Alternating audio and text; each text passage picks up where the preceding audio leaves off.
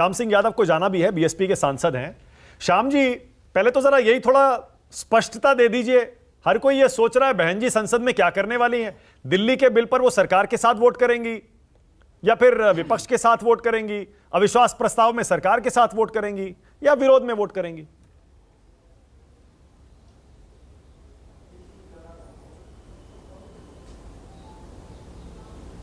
मानक जी, आपकी ऑडियो खत्म हो गई, थोड़ा डिस्कनेक्ट हो गई, मैं सुन नहीं पाया। देखो, संसद में किस तरह वोट करेंगे मानक जी, श्याम यादव जी? मानक जी सुनिए, आपने इतनी देर में सवाल तो किया, लेकिन जैसे आपने सवाल शुरू किया ये ऑडियो खत्म हो गई। मेहरबानी करके इसको फिर रिपीट करिए।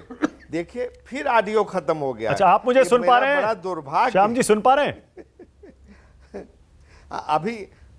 अभी सुनते हैं फिर नहीं सुनते हैं। अच्छा, ऐसा तो नहीं कि सवाल मुश्किल है इसलिए सुनाई नहीं दे रहा है श्याम जी?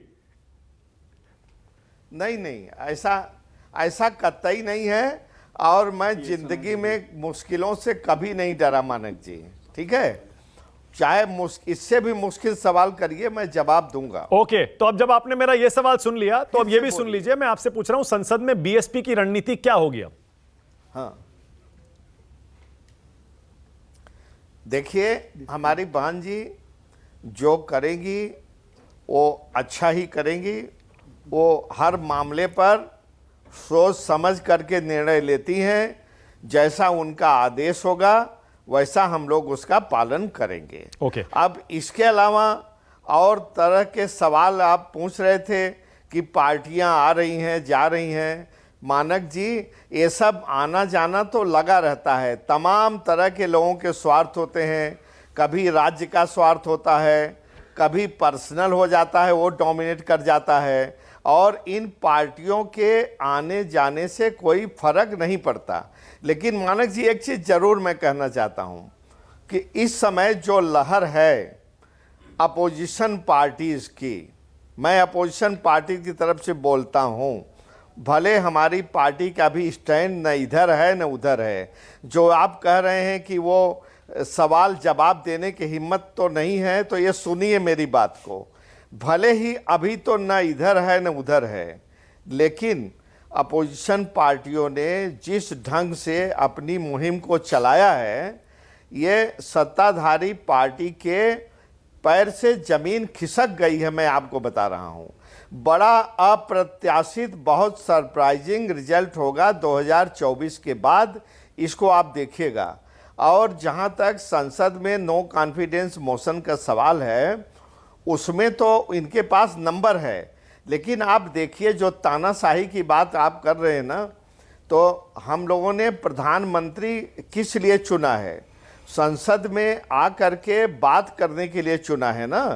क्या यही डेमोक्रेटिक, यही प्रजातंत्र है कि मणिपुर में 4 मई को घटना हुई और 19 जुलाई को जब वीडियो वायरल हुआ तब उसका संज्ञान लिया गया, और इतनी बड़ी घटना हुई और तब भी प्रधानमंत्री गंवारा नहीं किए कि आ करके संसद में बोलें। अब कहते हैं ये कि लॉ एंड ऑर्डर तो टेक्निकली होम मिनिस्टर का सब्जेक्ट है, तो उस हिसाब से तो एनी मिनिस्ट्री, सारी ministry, any subject on earth, सब किसी न किसी मिनिस्ट्री से गवर्न होते हैं।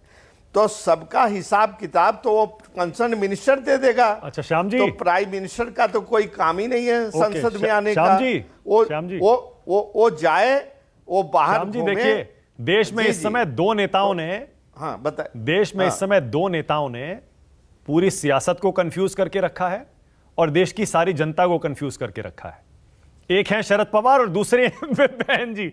अब आपकी बातों से ऐसा लग रहा है कि अभी भी आप अपने पत्ते पूरी तरह से छुपा के रखे हुए हैं। कह तो रहे हैं आपकी सरकार ऐसे कर रही है, तानाशाही कर रही है, लेकिन दूसरी तरफ आप ये भी नहीं बता रहे कि संसद में किस तरह वोट करेंगे। अब फैसला लेने की घड़ी आ चुकी है श्याम जी। देखिए, अब दिल्ली के बिल पर वोट देना पड़ेगा, नो कॉन्फिडेंस मोशन पर वोट देना पड़ेगा, उसके बाद चुनाव दूर नहीं है। अब सुनिए मानक जी, आप समझते हैं कि यही फाइनल घड़ी है, हम इसको नहीं समझते हैं। वक्त सब कुछ बता देगा और वक्त आने पर सही फैसला लिया जाएगा मानक जी। ओके, मतलब अभी इंडिया This और is no एनडीए final दोनों के moment साथ की- जाने का विकल्प खुला हुआ है श्याम जी, आपके हिसाब से? भाई हम लोग अपना राय बात कर रहे हैं, सोच समझ कर रहे हैं। हम लोग ढेर सारे राज्य का हित देखेंगे, अपनी गरीब जनता का हित देखेंगे कि कौन अलायंस है जो हमारी गरीब पार्टी के गरीब लोगों का हित कर सकती है। वो सोच समझ के ठोंक पीट करके और हम लोग एक पक्का निर्णय लेंगे, जहां जाना होगा वहां जाएंगे, बहुत बढ़िया। आपको बता देंगे। ओके, इतनी नहीं ठीक क्या है, जल्दी है कि मैं समझ गया, मैं आपने- समझ गया। आपने कह दिया। हाँ, मैं समझ गया। और वैसे भी देखिए ओम प्रकाश आप राजभर समझ का जाइए। किस्सा तो सबके सामने है। शहजाद में जरा एक काउंटर, क्योंकि अच्छा इनका अगर नहीं हुआ है तो बोल दें, फिर उसके बाद तो पॉलिटिकल विनोद जी, पॉइंट पे काउंटर करना। विनोद जी छोटा सा कमेंट एक चाह रहा हूं, उसके बाद रामकृपाल जी। ये श्याम जी की बातों से लग रहा है कि कुछ आखिरी मोमेंट पे ये भी चौंका सकते हैं। नहीं, देखिए मायावती जी के बारे में जितना मैं जानता हूँ, उत्तर प्रदेश का होने के कारण और उत्तर प्रदेश को एक पत्रकार रूप में देखने के कारण, वो अपना फैसला बिल्कुल आखिरी वक्त पर करती हैं। और अभी तक भारतीय जनता पार्टी के साथ उन्होंने चुनाव पूर्व कोई गठबंधन नहीं किया है। जितने उनके दोस्ती हुई है बीजेपी के साथ, वो चुनाव के बाद हुई है।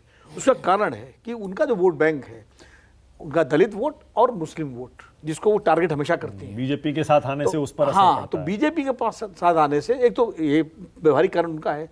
दूसरा, बीजेपी की एक समस्या बीजेपी की भी होगी। मायावती जी कोई 5 सीट पे राज भरेगी तो मान नहीं जाएंगी।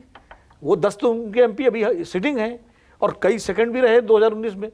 वो कम से कम अगर समझौता है तो 30-35 सीट की बात करेंगे। वो तो फिर तो क्या बीजेपी, इस बीजेपी में तो ये मुमकिन भी नहीं। बीजेपी जो 64 सीट जिसके पास है अभी अलायंस मिला के, और 80 सीटें, 80 में 80 की बात कर रही है, 70-75 तो जीतने का दावा कर रही है, वो क्या 20-25 नहीं सीट करेगी। मायावती जी को दे बिल्कुल देगी? सही है, कैसे रामकृपाल समझौता जी। होगा? हाँ। तो इसलिए मुझे नहीं लगता कि एनडीए के साथ जाने की कोई चुनाव पूर्व गुंजाइश है। चुनाव के बाद वो ओके। किधर भी हो सकता है। रामकृपाल जी,